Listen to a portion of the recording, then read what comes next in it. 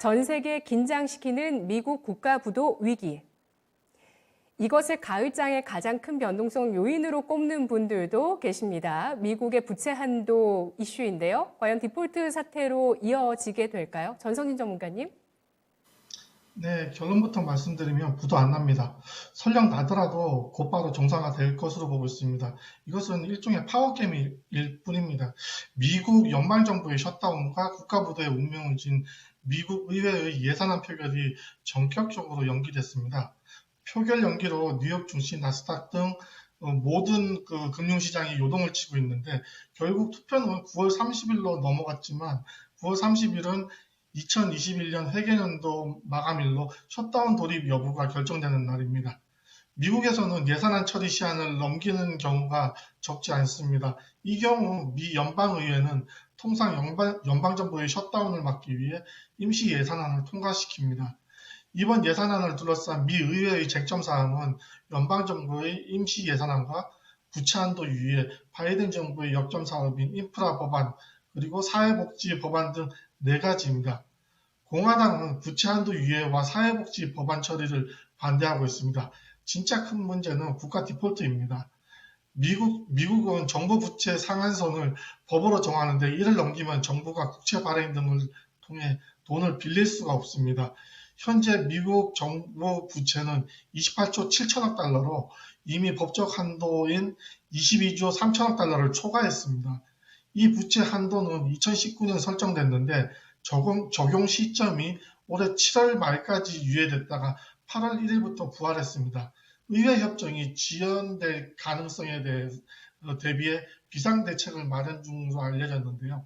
특히 중앙은행인 연준은 국가부도가 현실화될 경우 부동산 국채를 직접 매입해 시장을 안정화하는 작업을 착수하겠다는 방안을 검토하고 있다고 알려졌습니다. 이 중 마지막 연준의 대책이 가장 눈에 띄는데요. 국채를 매입하겠다는 것은 다시 양적 완화를 진행하겠다는 뜻이죠. 개인적으로 눈에 보이는 기사와 반대 방향의 가능성도 열어놓는데 과거의 사례를 보면 1차 양적 완화 이후에 2009년도 9월부터 10년도 6월까지 유럽의 신용 강등을 빌미로 9개월간 횡보를 거쳤습니다.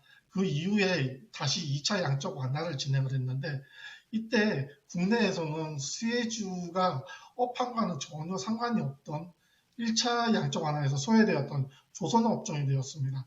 이번 이슈도 비슷한 시나리오가 아닌가 하는 의심의 눈초리도 지켜보고 있습니다.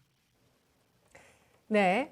9월 30일 일단 회계연도 마감이어서 이제 예산 문제가 있지만 일단 이 비상시에 대한 대책은 세워둔 상태이기 때문에 디폴트까지는 가지는 않을 것이다. 다만 이 부채 한도를 일단 유예하는 방안에 대해서 하원에서 통과됐는데 상원에서 통과될지는 일단 줄다리기가 이어지고 있습니다. 만일에 디폴트 비슷한 상황 혹은 디폴트가 가게 되더라도 연준의 국채 매입 가능성을 봐야 한다라는 그 유동성 장세 가능성까지 얘기를 해주셨는데요.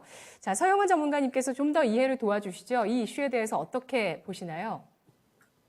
예, 그 정부 셧다운에 대한 우려가 자꾸 발생이 되는 이유가 뭐냐면은 이게 정부 셧다운 되면 뭐 정부만 안 좋은 거 아니야 이렇게 생각하실 수도 있는데 근데 정부 셧다운이 되면은 정부가 제공하는 각종 서비스들이 멈추기 때문에 미국의 경제가 제대로 돌아가지 않게 됩니다. 그래서 미국의 GDP가 셧다운 기간이 일주일이라고 하면은 GDP가 일주일에 한 0.1% 하락한다고 좀 이렇게 시장에 지금 알려져 있습니다. 그렇기 때문에 시장에서 좀 민감하게 반응을 하는 것이고요. 다만 투자자분들께서 아셔야 될 거는 그간 실제 셧다운이 발생을 했을 때는 증시가 그 의미 있게 하락한 적은 없었다는 것입니다. 뭐 한 0. 몇 퍼센트 정도 수준으로 하락을 했었는데요. 오히려 셧다운에 대한 불안감이 커졌을 때 오히려 하락이 더 컸었습니다. 따라서 현재 불안감이 커져가는 와중에는 주식을 매수하시는 것은 조금 바람직하지 않을 것 같고요. 셧다운이 발생했을 때 저가에 매수하시는 쪽으로 대응을 하시면 되겠습니다. 그리고 또 셧다운이 발생하지 않을 것이다라는 것이 시장의 컨센서스가 발생을 한다면은 그럼 그거는 또 일종의 이벤트가 막 없어진 것이 불안한 이벤트가 없어진 거기 때문에 다시 상승으로 돌아갈 수도 있겠죠. 그러니까 잘 시점을 보시고 매수 매도를 정하시면 될 것 같습니다. 네. 오늘장 미국의 10년물 국채 수익률과 또 이러한 미국의 부채 한도 이슈, 셧다운 가능성과 디폴트 가능성까지 불확실성으로 남아있는 주간이라는 점에서 변동성이 만들어지고 있는데요. 과연 어떤 쪽에서 또 기회가 발생하게 될지 계속 시장 흐름 함께 지켜보도록 하겠습니다. 셧다운 이슈가 하나의 또 그런 분기점이 될 수 있다는 점을 두 분께서 주목을 해주시네요. 자, 관련주 오늘 제시를 해주시나요? 전성진 전문가님? 네, 관련주로서 GS건설을 준비를 했습니다.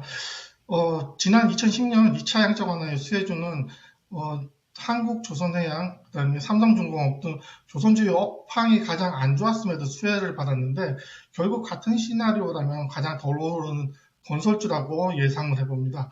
결국 지금까지 수혜를 적게 받은 종목이 그 대상이라는 뜻입니다. 현재 수급도 기관 매수, 그 다음에 외국인도 매수, 양매수로서 좋고 하방 경직선을 띠고 있고 상승 여력이 많이 열려있는 점에서 기대해 볼 만한 종목이라고 생각을 하고 있습니다.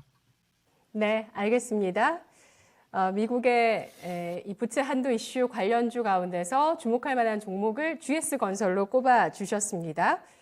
자, 미국의 앞으로 내년 말에 중간 선거까지 영향을 줄 수 있는 이번 한 주 미국의 정치적인 움직임, 이번 한 주의 동향이 될 것 같습니다.